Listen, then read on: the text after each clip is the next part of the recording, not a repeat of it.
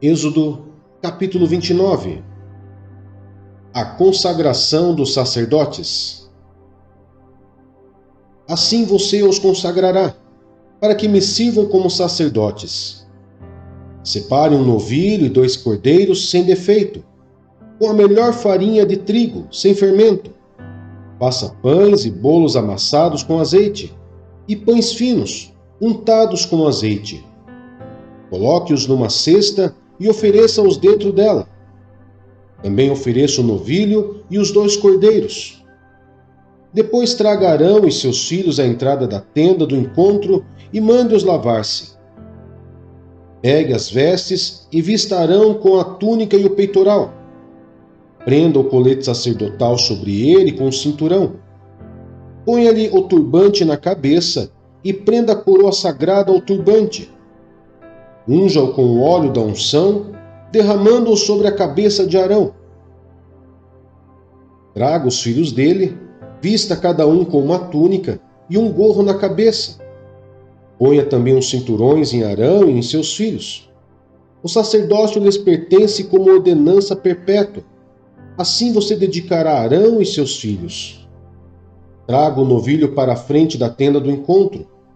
Arão e seus filhos colocarão as mãos sobre a cabeça do novilho, e você o sacrificará na presença do Senhor, defronte da tenda do encontro. Com o dedo, coloque um pouco do sangue do novilho nas pontas do altar, e derrame o resto do sangue na base do altar. Depois tire toda a gordura que cobre as vísceras, o lóbulo do fígado e os 2 rins, com a gordura que os envolve, e queime-os no altar. Mas queime a carne, o couro e o excremento do novilho fora do acampamento.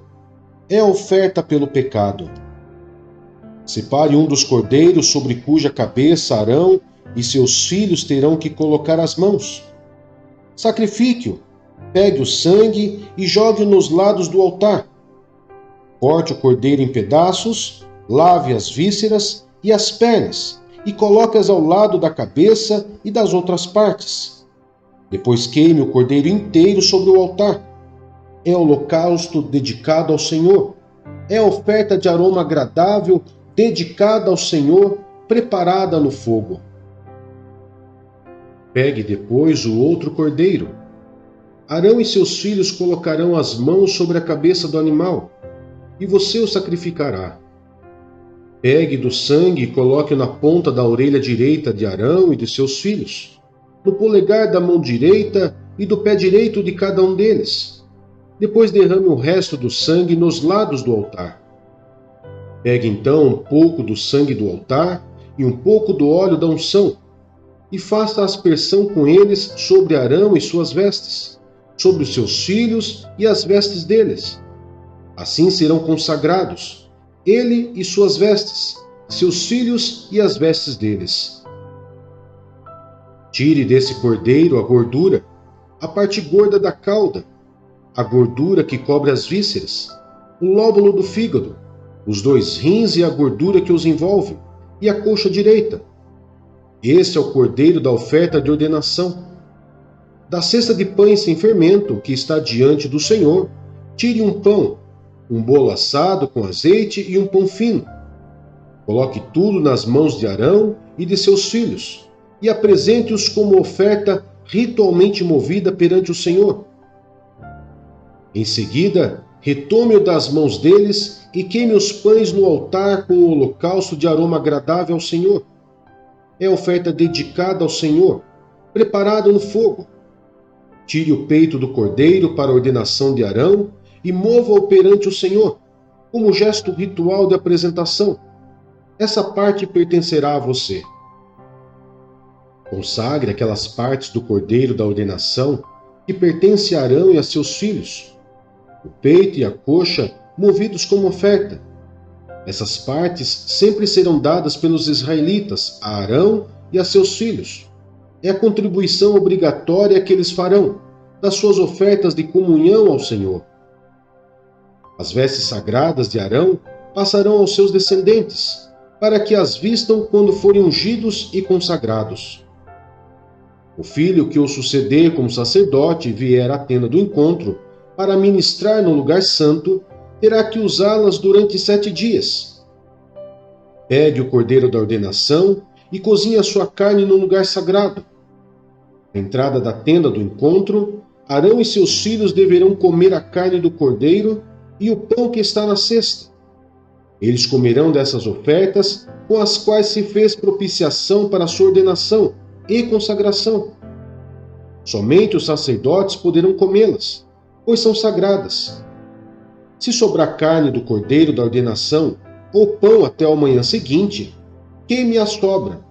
Não se deve comê-los, visto que são sagrados. Para a ordenação de Arão e seus filhos, faça durante 7 dias tudo o que lhe mandei. Sacrifique um novilho por dia como oferta pelo pecado para fazer propiciação. Purifique o altar, fazendo propiciação por ele, e unja-o para consagrá-lo. Durante 7 dias, faça propiciação pelo altar, consagrando-o. Então o altar será santíssimo, e tudo que nele tocar será santo. Os 2 holocaustos diários. Eis o que você terá que sacrificar regularmente sobre o altar. A cada dia 2 cordeiros de 1 ano. Ofereça um de manhã e o outro ao entardecer. Com o primeiro cordeiro, ofereça um jarro da melhor farinha misturada com 1 litro de azeite de olivas batidas e 1 litro de vinho como oferta derramada.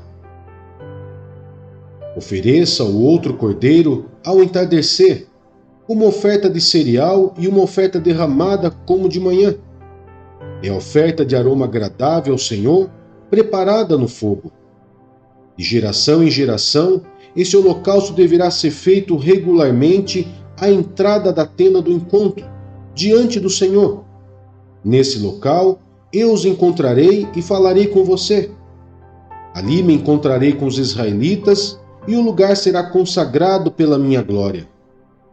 Assim, consagrarei a tenda do encontro e o altar, e consagrarei também Arão e seus filhos para me servirem como sacerdotes. E habitarei no meio dos israelitas e serei o seu Deus. Saberão que eu sou o Senhor, o seu Deus, que os tirou do Egito para habitar no meio deles. Eu sou o Senhor, o seu Deus.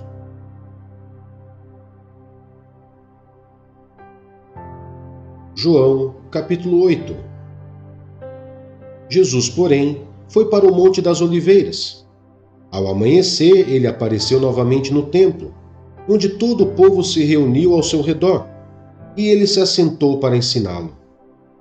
Os mestres da lei e os fariseus trouxeram-lhe uma mulher surpreendida em adultério. Fizeram-na ficar em pé diante de todos e disseram a Jesus: Mestre, esta mulher foi surpreendida em ato de adultério. Na lei, Moisés nos ordena apedrejar tais mulheres. E o Senhor, que diz? Eles estavam usando essa pergunta como armadilha, a fim de terem uma base para acusá-lo. Mas Jesus inclinou-se e começou a escrever no chão com o dedo.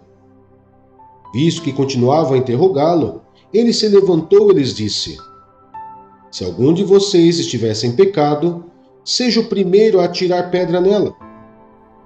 Inclinou-se novamente e continuou escrevendo no chão.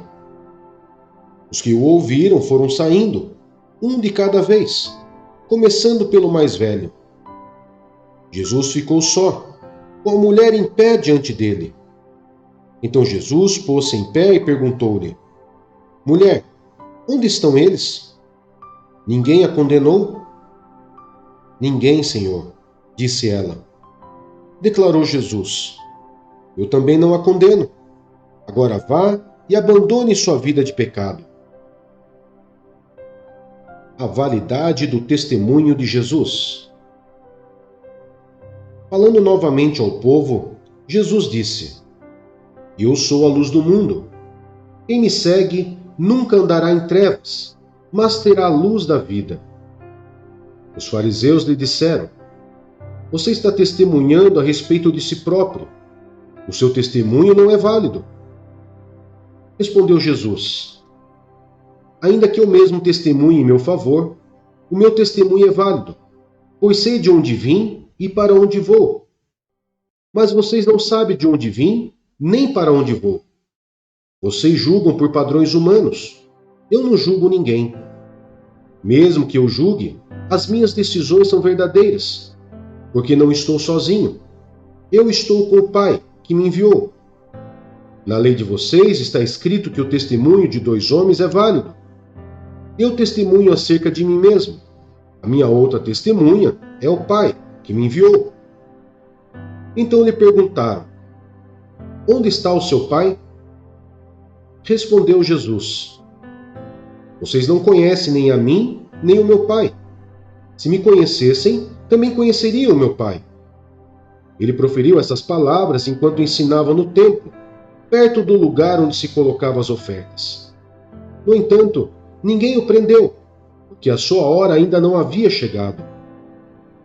Mais uma vez, Jesus lhes disse: eu vou embora, e vocês procurarão por mim, e morrerão em seus pecados. Para onde vou, vocês não podem ir. Isso levou os judeus a perguntarem: será que ele irá matar-se? Será por isso que ele diz: para onde vou, vocês não podem ir? Mas ele continuou: vocês são daqui de baixo, eu sou lá de cima. Vocês são deste mundo, eu não sou deste mundo. Eu lhes disse que vocês morrerão em seus pecados. Se vocês não crerem que eu sou, de fato morrerão em seus pecados. Quem é você? Perguntaram eles. Exatamente o que tenho dito o tempo todo, respondeu Jesus. Tenho muitas coisas para dizer e julgar a respeito de vocês, pois aquele que me enviou merece confiança, e digo ao mundo aquilo que dele ouvi. Eles não entenderam que eles estavam falando a respeito do Pai. Então Jesus disse: quando vocês levantarem o Filho do Homem, saberão que eu sou, e que nada faço de mim mesmo, mas falo exatamente o que o Pai me ensinou. Aquele que me enviou está comigo. Ele não me deixou sozinho, pois sempre faço o que lhe agrada. Tendo dito essas coisas, muitos creram nele. Os filhos de Abraão e os filhos do diabo. Disse Jesus aos judeus que haviam crido nele: se vocês permanecerem firmes na minha palavra, verdadeiramente serão meus discípulos, e conhecerão a verdade, e a verdade os libertará. Eles lhe responderam: somos descendentes de Abraão, e nunca fomos escravos de ninguém. Como você pode dizer que seremos livres? Jesus respondeu: digo-lhes a verdade. Todo aquele que vive pecando é escravo do pecado. O escravo não tem lugar permanente na família, mas o filho pertence a ela para sempre. Portanto, se os filhos os libertar, vocês de fato serão livres. Eu sei que vocês são descendentes de Abraão. Contudo, estão procurando matar-me, porque em vocês não há lugar para a minha palavra. Eu lhes estou dizendo que vim na presença do Pai, e vocês fazem o que ouviram do pai de vocês. Abraão é o nosso pai, responderam eles. Disse Jesus: se vocês fossem filhos de Abraão, fariam as obras que Abraão fez. Mas vocês estão procurando matar-me, sendo que eu lhes falei a verdade que ouvi de Deus. Abraão não agiu assim. Vocês estão fazendo as obras do pai de vocês. Protestaram eles: nós não somos filhos ilegítimos. O único pai que temos é Deus. Disse-lhes Jesus: se Deus fosse o pai de vocês, vocês me amariam, pois eu vim de Deus e agora estou aqui. Eu não vim por mim mesmo, mas ele me enviou. Por que a minha linguagem não é clara para vocês? Porque são incapazes de ouvir o que eu digo. Vocês pertencem ao pai de vocês, o diabo, e querem realizar o desejo dele. Ele foi homicida desde o princípio e não se apegou à verdade, pois não há verdade nele. Quando mente, fala a sua própria língua, pois é mentiroso e pai da mentira. No entanto, vocês não creem em mim, porque lhes digo a verdade. Qual de vocês pode me acusar de algum pecado? Se estou falando a verdade, por que vocês não creem em mim? Aquele que pertence a Deus, ouve o que Deus diz. Vocês não ouvem porque não pertencem a Deus. As declarações de Jesus acerca de si mesmo. Os judeus lhe responderam: não estamos certos em dizer que você é samaritano e está endemoniado? Disse Jesus: não estou endemoniado. Ao contrário, honro meu Pai e vocês me desonram. Não estou buscando glória para mim mesmo, mas há quem a busque e julgue.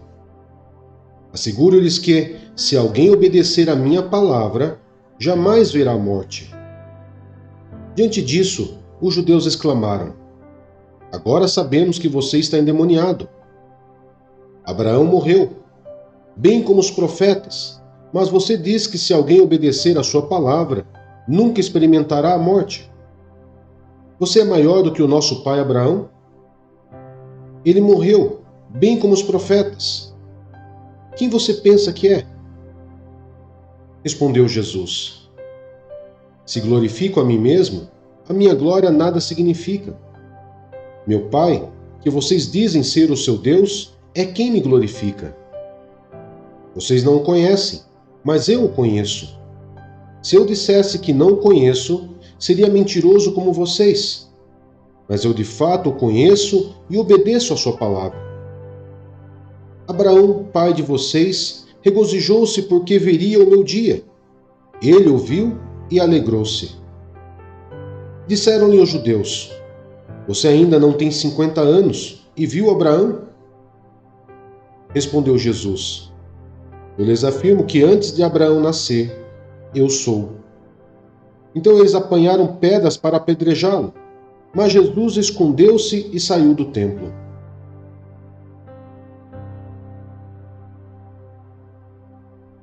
Provérbios, capítulo 5. Advertência contra o adultério. Meu filho, dê atenção à minha sabedoria. Incline os ouvidos para perceber o meu discernimento. Assim você manterá o bom senso, e os seus lábios guardarão o conhecimento. Pois os lábios da mulher imoral destilam mel. Sua voz é mais suave que o azeite, mas no final é amarga como fel, afiada como uma espada de 2 gumes. Os seus pés descem para a morte, os seus passos conduzem diretamente para a sepultura. Ela nem percebe que anda por caminhos tortuosos e não enxerga a vereda da vida. Agora, então, meu filho, ouça-me. Não se desvie das minhas palavras. Fique longe dessa mulher. Não se aproxime da porta de sua casa, para que você não entregue aos outros o seu vigor, nem a sua vida a algum homem cruel, para que estranhos não se fartem do seu trabalho e os outros não se enriqueçam à custa do seu esforço. No final da vida, você gemerá com sua carne e seu corpo desgastados. Você dirá: como odiei a disciplina, como meu coração rejeitou a repreensão. Não ouvi os meus mestres, nem escutei os que me ensinavam. Cheguei à beira da ruína completa, à vista de toda a comunidade. Beba das águas da sua cisterna, das águas que brotam do seu próprio poço. Por que deixar que as suas fontes transbordem pelas ruas e os seus ribeiros pelas praças? Que elas sejam exclusivamente suas, nunca repartidas com estranhos. Seja bendita a sua fonte, alegre-se com a esposa da sua juventude. Gazela amorosa, corça graciosa, que os seios da sua esposa sempre o fartem de prazer e sempre o embriaguem os carinhos dela. Por que, meu filho, ser desencaminhado pela mulher imoral? Por que abraçar o seio de uma leviana? O Senhor vê os caminhos do homem, e examina todos os seus passos. As maldades do ímpio o prendem, ele se torna prisioneiro das cordas do seu pecado. Certamente morrerá por falta de disciplina, andará cambaleando por causa da sua insensatez.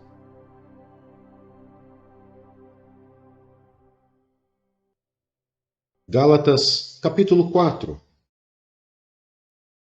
Digo, porém, que, enquanto o herdeiro é menor de idade, em nada difere de um escravo, embora seja dono de tudo. No entanto, ele está sujeito a guardiães e administradores até o tempo determinado por seu pai. Assim também nós, quando éramos menores, estávamos escravizados aos princípios elementares do mundo.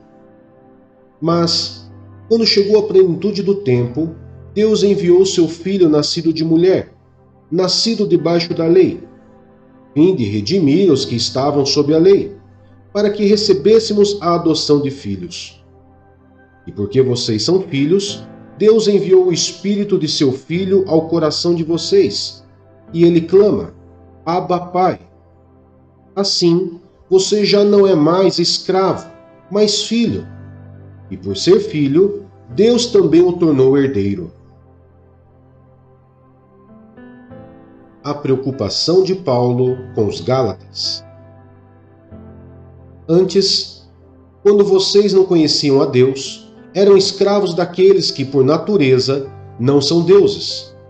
Mas agora, conhecendo a Deus, ou melhor, sendo por ele conhecidos, como é que estão voltando àqueles mesmos princípios elementares, fracos e sem poder?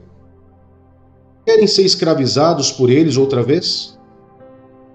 Vocês estão observando dias especiais, meses, ocasiões específicas e anos. Temo que os meus esforços por vocês tenham sido inúteis. Eu lhes suplico, irmãos, que se tornem como eu, pois eu me tornei como vocês. Em nada vocês me ofenderam. Como sabem, foi por causa de uma doença que lhes preguei o Evangelho pela primeira vez. Embora a minha doença lhes tenha sido uma provação, vocês não me trataram com desprezo ou desdém. Ao contrário, receberam-me como se eu fosse um anjo de Deus, como o próprio Cristo Jesus. O que aconteceu com a alegria de vocês? Tenho certeza que, se fosse possível, vocês teriam arrancado os próprios olhos para dá-los a mim. Tornei-me inimigo de vocês por lhes dizer a verdade? Os que fazem tanto esforço para agradá-los não agem bem, mas querem isolá-los a fim de que vocês também mostrem zelo por eles. É bom sempre ser zeloso pelo bem, e não apenas quando estou presente. Meus filhos, novamente estou sofrendo dores de parto por sua causa, até que Cristo seja formado em vocês. Eu gostaria de estar com vocês agora e mudar o meu tom de voz, pois estou perplexo quanto a vocês. Sara e Agar. Digam-me vocês, os que querem estar debaixo da lei. Acaso vocês não ouvem a lei? Pois está escrito que Abraão teve 2 filhos, uma da escrava e outro da livre. O filho da escrava nasceu de modo natural, mas o filho da livre nasceu mediante promessa. Isto é usado aqui como uma ilustração. Estas mulheres representam 2 alianças. Uma aliança procede do Monte Sinai e gera filhos para a escravidão. Esta é Agar. Agar representa o Monte Sinai na Arábia e corresponde à atual cidade de Jerusalém, que está escravizada com seus filhos. Mas a Jerusalém do alto é livre e é a nossa mãe, pois está escrito: regozije-se, ó estéril, você que nunca teve um filho. Grite de alegria, você que nunca esteve em trabalho de parto, porque mais são os filhos da mulher abandonada do que os daquela que tem marido. Vocês, irmãos, são filhos da promessa, como Isaque. Naquele tempo, o filho nascido de modo natural perseguiu o filho nascido segundo o Espírito. o mesmo acontece agora. Mas o que diz a Escritura? Mande embora a escrava e o seu filho, porque o filho da escrava jamais será herdeiro com o filho da livre. Portanto, irmãos, não somos filhos da escrava, mas da livre.